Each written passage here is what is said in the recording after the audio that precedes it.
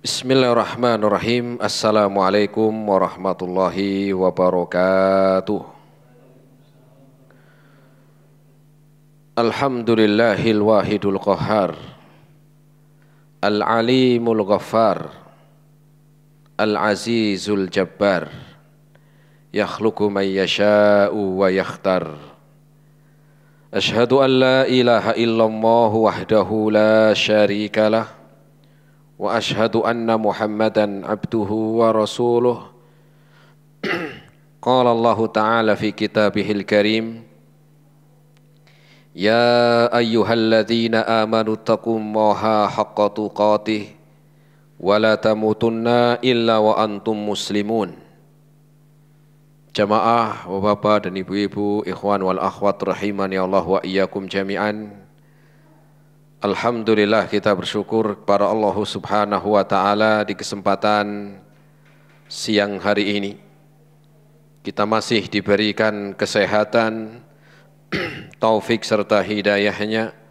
Semoga amal ibadah kita Allah Subhanahu wa Ta'ala menerimanya, dan semoga ilmu yang kita dapatkan bisa kita amalkan sebagai bekal untuk menghadap kepada Allah Rabbul Alamin. Kemudian salawat dan salam kita sampaikan kepada Nabiullah Nabi Muhammad sallallahu alaihi wasallam beserta keluarganya, para sahabatnya dan umatnya sampai hari kiamat nanti. Jamaah rahimani Allah wa iyyakum jami'an. Ada pertanyaan untuk kita semuanya jamaah.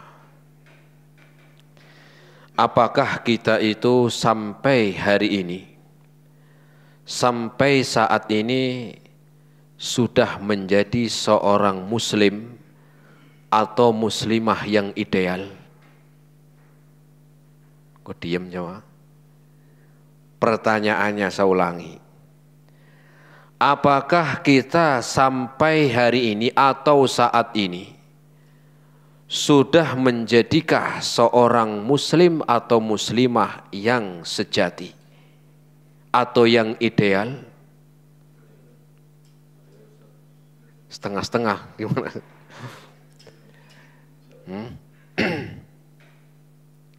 Insya Allah apa ini? Belum apa itu sudah ini?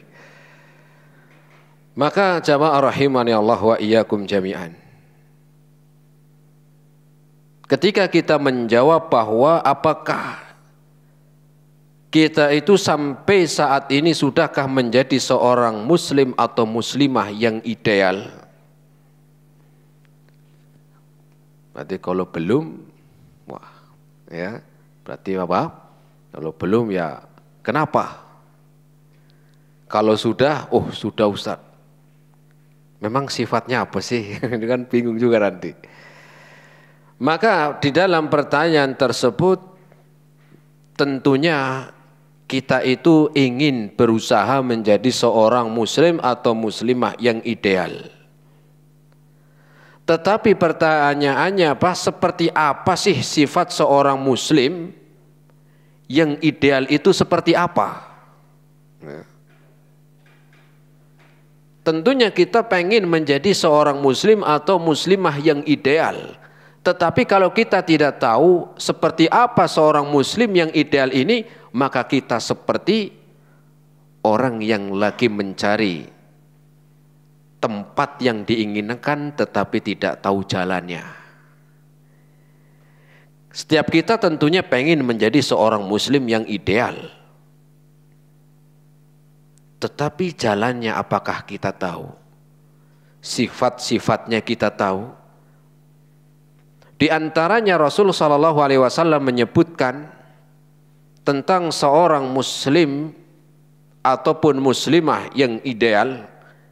Di dalam hadis Rasul sallallahu alaihi wasallam bersabda, al-muslimu man salimal muslimuna min lisanihi wa yadihi. Seorang muslim yang ideal itu adalah yang orang muslim lainnya terjaga dari gangguan kita atau terjaga dari gangguannya, baik itu gangguan tangan ataupun lisannya. Nah, selama ini kita ganggu orang enggak? Selama ini kita mengganggu keluarga enggak? Selama ini kita mengganggu tetangga tidak? Maka orang muslim kata Rasul yang ideal manakala orang lain itu selamat dari gangguan kita, baik itu gangguan lisan atau tangannya. Baik itu gangguan lisan atau gangguan tangan. Mungkin tangannya enggak ganggu, tapi lisannya enggak ganggu. Mungkin lisannya enggak ganggu, tetapi tangannya juga tangannya ganggu. Oleh sebab itu, ma'asyiral muslimin rahimani Allah wa iyyakum jami'an, maka harusnya kita selama ini hidup sampai dengan saat ini, kita ada berusaha untuk terus memperbaiki diri. Sehingga ilmu yang kita pelajari, ilmu yang kita ambil itu adalah akan memberikan efek positif. Harusnya selama ini atau sampai saat ini harusnya ilmu yang kita pelajari memberikan dampak positif, memberi pengaruh yang baik. Jadi jangan cuman pangkatnya doang pengen tinggi. Bukan cuman bukan pengen jabatannya doang yang pengen tinggi. Tetapi juga harusnya kita menjadi seorang muslim menambah peningkatan demi peningkatan. Memberikan efek positif. Belum lagi dengan kita mau dengan kita mau mengkaji ilmu ya di dalam agama dan juga agar mendapatkan pahala yang terus mengalir. Jadi ibaratkan kalau ya kita itu jangan kayak jalan di tempat. Jadi jangan cuma jadi seorang muslim itu ya cuma bertahan seperti itu terus. Tetapi harusnya kita mulai ada peningkatan demi peningkatan. Wajar memang seorang muslim terkadang imannya kadang naik, kadang turun. Tetapi jangan sampai ketika turun lupa. Wajar ketika imannya turun, kemudian sedikit turun, kemudian naik lagi. Ketika turun, naik lagi. Jangan sampai malah ya kayak turunnya terjun bebas. Ya, lupa sudah. Dan di antara ya disebutkan di antara jalan untuk mendatangkan itu semuanya menjadi tingkatan yang baik adalah dengan dengan kita menjadi pembuka pintu-pintu kebaikan. Seorang muslim yang ideal itu manakala dia tidak seperti seorang muslim yang pasif. Apa pasif jemaah? Ya enggak aktif kan begitu. Pasif kan enggak aktif. Antum kok bingung. Ya tinggal diganti pasif itu berarti tidak aktif. Sebagaimana Islam itu ada tingkatannya. Ada tingkatan Islam, ada tingkatan iman, ada tingkatan ihsan. Ya. Dan juga seorang muslim harusnya semakin hari semakin bertambah ya, bertambah efek kebaikannya, bertambah kebaikannya. Maka di antara kiat untuk untuk mendatangkan itu semuanya ya, maka disebutkan agar kita menjadi ya pembuka pintu-pintu kebaikan. Ya. Jangan cuma kita memikirkan urusan dunia terus maknanya. Ada yang kita pikirkan untuk membuka kebaikan, pintu kebaikan. Kenapa orang yang bekerja jamaah?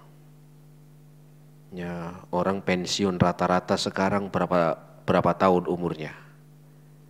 50? 55 mungkin sampai 60 lah begitu ya. 55 sampai 60 tahun.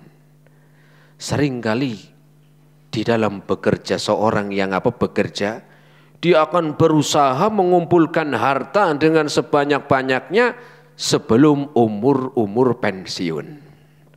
60, 55. Ya. Tetapi jarang yang ingat bahwa mempersiapkan setelah kematian.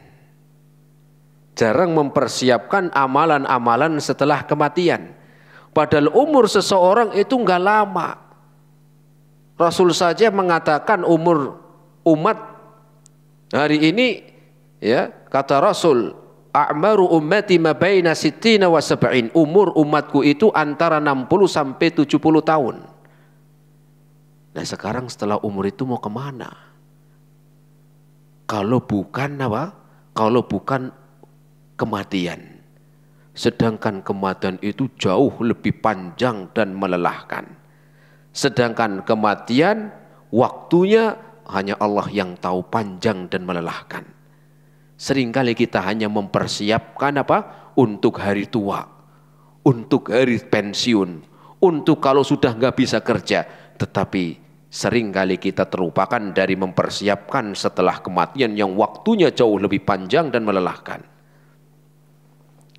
Jamaah rahimani Allah wa iyyakum jami'an.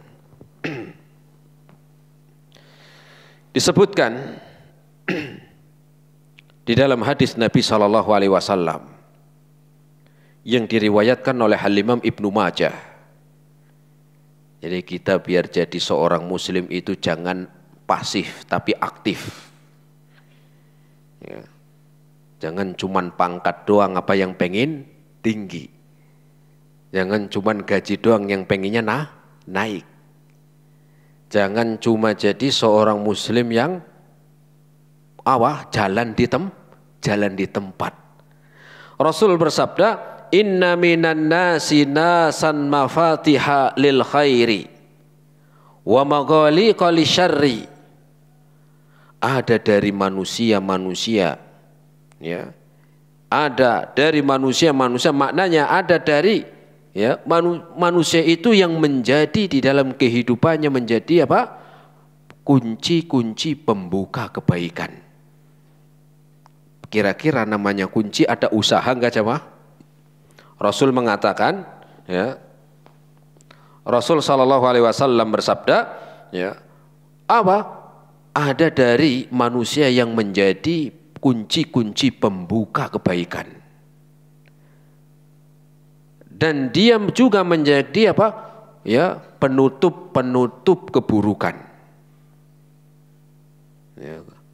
Jadi ada golongan yang pertama, manusia yang menjadi pembuka pintu kebaikan dan juga penutup keburukan. Pintu kebaikan, ya, kunci-kunci kebaikan dan penutup keburukan. Wa inna minan nasi nasan mafatiha lisyarr. Dan ada juga kelompok manusia yang menjadi kunci-kunci pembuka keburukan dan penutup kebaikan. Ini sebaliknya kelompok yang kedua, naudzubillah. Ya, ada kelompok manusia yang hidupnya menjadi pembuka keburukan dan penutup kebaikan. Adapun yang pertama sebagai pembuka kebaikan dan penutup keburukan. Kemudian Rasul mengatakan, fatuba liman ja'alallahu mafatihal khairi ala yadayhi. Maka berbahagialah siapa orang-orang yang Rasul yang Rasul mengabarkan, maka berbahagialah orang-orang yang Allah telah menjadikan hidupnya sebagai pembuka pintu kebaikan. Kira-kira kalau Rasul yang mengatakan, maka berbahagialah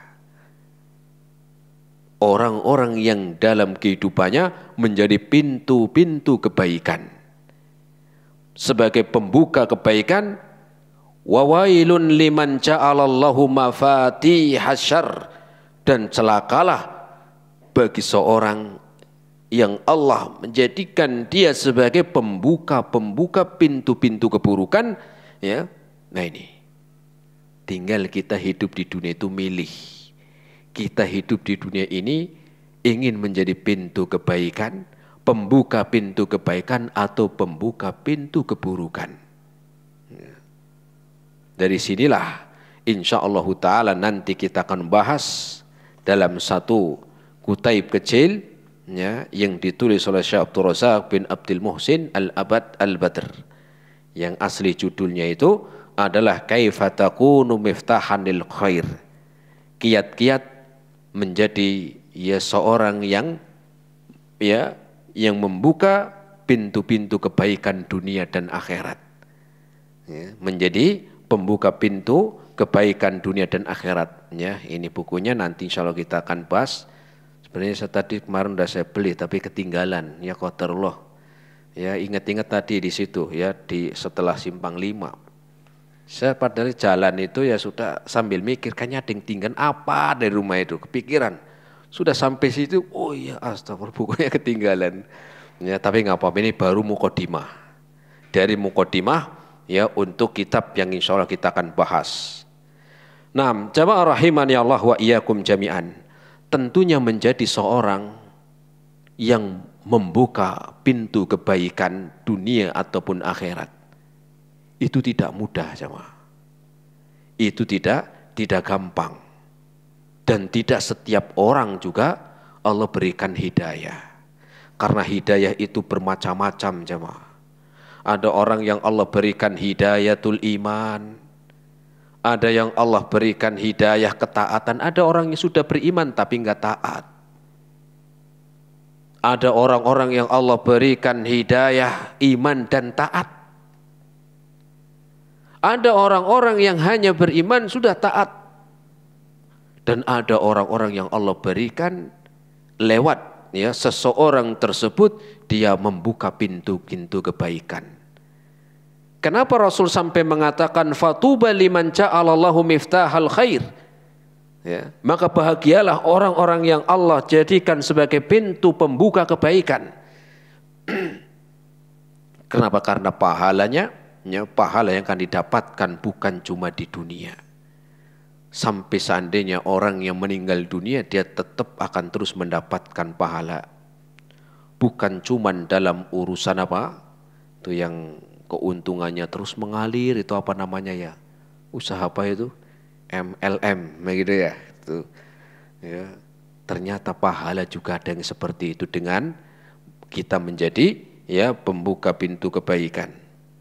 Dan ini tentunya ada langkah-langkah yang harus ditempuh. Ada langkah-langkah yang harus kita apa? Ya, siap. Yang pertama, ya kita sebagai langkah dasar menjadi seorang pembuka pintu kebaikan. Langkah dasar menjadi apa? Ya, seorang pembuka pintu-pintu kebaikan dan penutup pintu-pintu keburukan. Pertama adalah niat yang benar dan tekad yang kuat. Niat yang benar dan tekad yang kuat. Jadi ini dasar yang pertama. Ya, dasar seorang yang ingin apa? Memberikan manfaat, membuka pintu kebaikan, ada niat yang benar dan juga tekad yang kuat. Apa maknanya niat yang benar? Maka di dalam kita memberikan kebaikan, membuka kebaikan bagi orang lain, maka niatkan itu semuanya adalah agar kita mendapatkan kebaikan di akhirat. Karena ada ya orang membuka pintu kebaikan tapi niatnya kurang pas. Apalagi kalau di zaman-zaman pileg. Apa pileg? Pileg apa pileg ya? Ya pilihan apa? Legislatif. Pejabat. Ya kita nggak tahu ya. Kadang-kadang apa? Kadang-kadang membuka kebaikan, membuka ini, kebaikan ini itu, tapi ada apa? Ada niatan yang lain.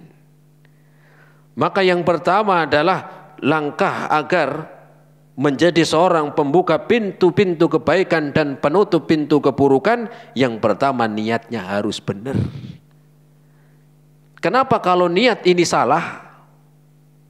Maka niat yang salah itu enggak langgeng, jamaah. Apapun niat yang salah enggak lama. Kenapa? Niatnya sudah salah. Ya. Ada orang baik tapi dia niatnya apa? Niatnya ya tidak baik. Tetapi juga ya ada orang yang berbuat baik, niatnya apa? Niatnya baik. Sehingga di sini adalah sebagai dasar yang pertama, kemudian dengan taat, tekad yang kuat, ada keinginan, ada kesungguhan. Ya. Kenapa? Karena orang yang ingin membuka pintu kebaikan, apapun jenisnya, modelnya seperti apa, itu seringkali dia harus berkorban. Seringkali siap untuk berkorban.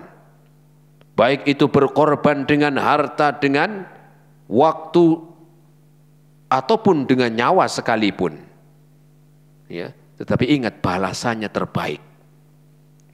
Seluruh para nabi dan rasul, Allah Subhanahu wa taala mengutus mereka, semua mereka sebagai apa? Pembuka pintu kebaikan dan penutup keburukan.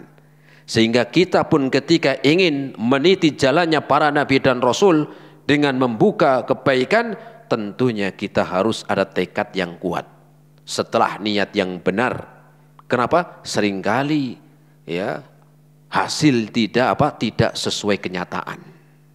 Seringkali hasil tidak sesuai yang diharapkan. Kemudian sudah berkorban, resiko pun sudah dia siap, ya. Belum lagi gangguan-gangguan dari setan. Belum lagi gangguan-gangguan dari syaitan. Ya. Makanya Allah kabarkan di dalam Al-Quran, ya, dalam surat Al-A'raf ayat yang ke-17. Surat apa? Al-A'raf ayat yang ke-17. Orang kalau pengen melakukan suatu kebaikan, seringkali ada halangan. Entah halangan dari luar aman, halangan dari sendiri. Di situ ada peperangan. Di situ ada perebutan antara yang baik dan buruk. Ada perbuatan untuk melanjutkan dan ada perebutan untuk tidak melanjutkan. Ya. Apa kata Allah Subhanahu wa taala? Tsumma la'atiyannahum min baini aydihim. Kemudian kami akan mendatangi mereka, yaitu setan akan mendatangi kepada mereka dari arah depan. Ya. Pengen berbuat baik, pengen membuka kebaikan, ya, ada gangguan. Apa gangguannya? Dari setan. Ya, dikasih was-was. Wa min khalfihim, juga dari arah belakangnya. Wa an aimanihim, dari arah sebelah kanan. Wa an syama'ilihim, dan dari arah kirinya. Wala tajidu aktsarahum syakirin, dan engkau tidak mendapati kebanyakan mereka itu yang bersyukur dan taat. Ya, bersyukur atau taat. Ya, kenapa? Karena banyaknya rintangan. Ya, banyaknya gangguan, banyaknya resiko. Tetapi tentunya ketika kita ingin mendapatkan suatu kebaikan, mendapatkan suatu yang terbaik yang Allah siapkan bagi orang-orang yang menjadi pintu kebaikan, agar kita menjadi seorang muslim itu tidak monoton, bukan seperti jalan di tempat. Tetapi seorang muslim itu harus aktif. Kenapa? Karena pahala yang akan didapatkan. Karena kebaikan dunia dan akhirat yang akan kita dapatkan, yang akan didapatkan bagi orang-orang ini, maka bersiap. Baik di dalam membuka kebaikan-kebaikan di rumah, mulai di rumah untuk membuka kebaikan, ya, dengan mengamalkan apa? Dengan mengamalkan ilmu. Kemudian di kantor, atau misalnya di masjid, di kendaraan, di pekerjaan, ya. Dan semua yang ingin melakukan suatu kebaikan pasti ada gangguan, jamaah. Pasti ada gangguan. Tetapi gangguan yang Allah Subhanahu wa taala takdirkan kepada kita jangan sampai menjadikan melemah. Jangan sampai menjadikan melemah. Ya. Baru mau semangat dikit dalam kebaikan, ada gangguan dikit langsung apa? Ya, kayak kerupuk kudanan. Tahu kerupuk kudanan, jemaah? bahasa sini ya kehujanan, ya kudanan. Yang bahasa sana coba. Ya kayak kerupuk. Gimana kerupuk kalau kehujanan? Lempem. Ya begitu. Baru semangat tadinya ingin melakukan suatu amalan yang baik. Bersemangat menjadi seorang muslim yang aktif. Bersemangat untuk mendapatkan pahala yang besar. Bersemangat untuk ditinggikan derajatnya dan diberikan keutamaan nanti di hari kiamat dengan pahala yang terus mengalir. Ketika ada sedikit gangguan sudah mulai apa?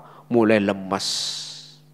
Itu kayak kerupuk kudanan jamaah, kehujanan. Harusnya apa? Harusnya ya tekad yang kuat. Kayak emas kudanan. Emas kena hujan melempem enggak? Enggak. Tetap ya. Ya, bukan apa? Bukan malah melemah kayak emas. Tetap aja diangkat ya jadi emas juga. Ya, begitu. Makanya emas-emas banyak. Ya, ada Mas Fahmi, ada Mas. Ya. Jamaah rahimani Allah wa iyyakum jami'an. Kemudian dasar yang kedua. Dasar yang kedua agar menjadi seorang yang memberi manfaat, membuka pintu kebaikan dan menutup keburukan, didasari dengan ilmu. Tahu ilmunya. Dasarnya adalah ilmu. Kenapa demikian? Karena dengan ilmu tahu mana yang baik, mana yang buruk. Mana yang ma'ruf dan mana yang mungkar. Kalau nggak tahu ilmu, nanti yang mungkar dikiranya ma'ruf, yang ma'ruf jadi munkar. Kenapa? Karena nggak tahu ilmunya. Maka yang kedua, ketika kita ingin menjadi apa? Menjadi pintu kebaikan agar derajatnya Allah tinggikan, kemudian diberikan kebahagiaan, pahala yang terus mengalir dan sebagai bekal yang besar, maka kita dasari dengan ilmu jamaah. Ya. Kenapa segala sesuatu ya didasari dengan ilmu. Kalau nggak tahu ilmu, nanti menjadikan dia tidak paham mana yang benar dan mana yang salah. Seringkali yang salah dianggap benar dan yang benar dianggap salah. Ya. Apalagi kesalahan-kesalahan, kebatilan-kebatilan itu seringkali ada apa? Ada daya tarik tersendiri, ada daya tariknya, ya. Sehingga harus apa? Harus kita pahami, ya, mendasari dengan ilmu jamaah. Dan yang lebih berat lagi ketika tidak didasari dengan ilmu, ketika kita ingin mengetahui mana yang baik dan yang buruk, kita nggak tahu ilmunya, ternyata malah bukan dapat pahala, tapi nggak dapat apa-apa. Dengan sebab tidak didasari dengan ilmu. Dan ini Allah Subhanahu wa taala sebutkan di dalam Al-Qur'an surat Al-Kahfi ayat yang ke-103 sampai ayat yang ke-104. Surat apa? Al-Kahfi ayat 103 sampai 104. Ini orang yang ingin berbuat kebaikan, membuka kebaikan tapi tidak didasari dengan ilmu. Sehingga dia seperti orang yang buta. Sehingga seperti orang yang nggak tahu mana yang hak dan yang mana yang batil. Allah Subhanahu wa taala berfirman, "Qul hal nunabbi'ukum bi akhsarina a'mala." Katakan ya Muhammad, ya, apakah kalian mau akan aku kabarkan orang-orang yang rugi amalnya? Orang-orang yang rugi di dalam beramal. Aneh ya jamaah. Orang beramal kok rugi ya? Orang sudah beramal kok rugi. Siapa mereka? Alladzina dhalla sa'yuhum fil hayati dunya. Mereka adalah orang-orang yang tersesat di dalam kehidupan di dunia. Ya, tersesat dalam amalnya. Wahum yahsabuna annahum yuhsinuna sun'a. Dan mereka menganggap dari apa yang telah mereka lakukan, yahsabuna annahum yuhsinuna sun'a. Dia mengira perbuatannya itu adalah baik. Dia menyangka perbuatannya itu baik. Sudah dia luangkan waktu, sudah meluangkan harta, sudah meluangkan tenaga, sudah mengeluarkan pikiran, dan sudah mengeluarkan segalanya, ternyata biakhsarina a'mala, orang yang rugi amalnya. Apa yang menjadikan rugi amalnya? Itu adalah karena tidak didasari dengan ilmu. Kemudian dasar yang ketiga.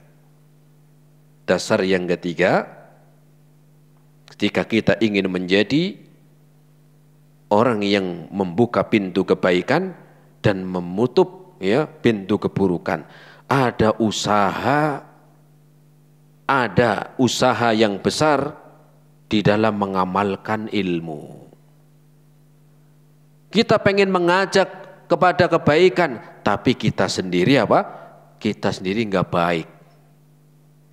Kita pengen anak itu soleh, tetapi kita orang tua nggak soleh. Ya. Kita pengen istri itu baik, tetapi suaminya kita itu ke istri kurang baik. Kita pengen suami itu baik, tetapi tetapi kita sendiri tidak baik. Maka yang ketiga, kiat atau dasar di dalam seorang menginginkan kebaikan, seseorang yang ingin membuka pintu kebaikan adalah berusaha untuk mengamalkan ilmu. Jangan katanya orang jarkoni, ya. Bisa ngajar, ora bisa ngelakoni, katanya jamaah. Ya. Tahu ilmu tapi nggak mau mengamalkan. Ya. Tahu ilmu tapi jauh dari amalnya. Sehingga kita ada berusaha untuk mengamalkan ilmu yang kita dapatkan, sehingga dengan itu kita mampu untuk menjadi orang yang menjadi pembuka pintu-pintu kebaikan. Ya. Ada usaha mengamalkan. Kenapa? Karena kita belajar ilmu ini bukan hanya sekedar wawasan. Kita belajar ilmu agama ini bukan sekedar bukan sekedar mengisi waktu kosong. Tetapi kita belajar agama ada usaha untuk kita amalkan. Minimal yang wajib lah, minimal yang wajib. Imam Ahmad jamaah. Imam Ahmad, beliau punya kitab namanya Al-Musnad. Punya kitab namanya Al-Musnad. Isinya berisi tentang hadis-hadis Rasul. Pernah suatu ketika beliau mendapati hadis Rasul pernah bekam. Pernah bekam. Dan Imam Ahmad membaca hadis tersebut bahwa setelah Rasul dibekam, Rasul ngasih uang sebesar 2 dinar. 2 dinar. Dinar itu mata uang emas. Kalau sekarang 1 dinarnya dikurskan kurang lebih sekitar 2,5 juta. Berarti kalau 2 dinar 5 juta. Rasul ngasih orang yang bekam dikasih 5 juta. Kalau sekarang berapa ya? 80.000. Ya. Jadi Rasul ngasih uang kurang lebih kalau dikurskan 5 juta. Imam Ahmad ketika mendapatkan itu biasanya beliau sebelum memasukkan hadis itu ke bukunya dia amalin dulu dia amalkan. Tapi nggak punya uang segitu. Akhirnya beliau disebutkan nguli jamaah. Tahu nguli nggak? Tahu? Nguli. Kerja, panggul. Dia tabung uangnya biar sampai dapat kurang lebih 2 dinar. Sampai dia mendapatkan uang segitu, panggil tukang bekam. Bekam saya. Dikasihlah uang sekian, sesuai Rasul dulu ngasih, kemudian dia masukkan dia tulis kembali hadisnya di bukunya. Itu semangat di dalam mengamalkan. Maka kita pun demikian jemaah. Kita menjadi seorang muslim itu jangan hidupnya kayak jalan di tempat atau mungkin malah jauh. Harusnya umur semakin bertambah, harusnya kualitas keislaman kita itu semakin meningkat. Jangan pengennya pangkat doang yang pengennya meningkat. Pangkat itu berapa lama sih orang jabat? Setelah itu mau kemana? Ya. Kalau harta mau sampai kapan? Sudah umur 60 tahun, 70 tahun mau kemana? Rasul aja umurnya berapa tahun coba? 63 tahun. Ya. 63 tahun. Yang sekarang sudah 62 tahun, ya setahun lagi lah. Ya, lo bukan nakut-nakutin, ini ngingetin. Ya. Adapun ya pintu kebaikan ya akan apa? Akan terus berlanjut. Jadi yang ketiga adalah berusaha mengamalkan kebaikan-kebaikan yang diketahui.